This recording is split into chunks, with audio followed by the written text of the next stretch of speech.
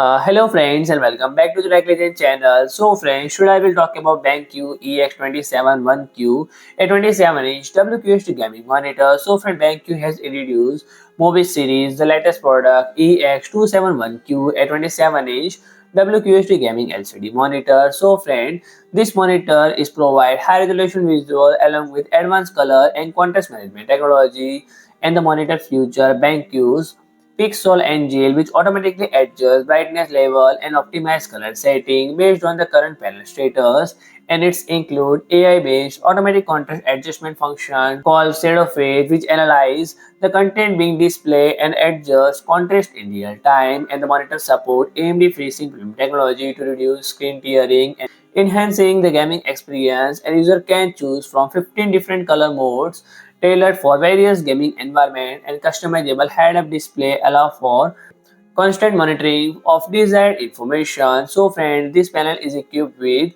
WQHD resolution with 2560 into 1440 pixel and support approximately 1.07 billion colors, ensuring rich and detailed visual. It's maintained a wide viewing angle of 178 degree both horizontally and vertically, and the display reach a peak brightness of 350 cadmium per meter square and water ratio of 1000 Gem1.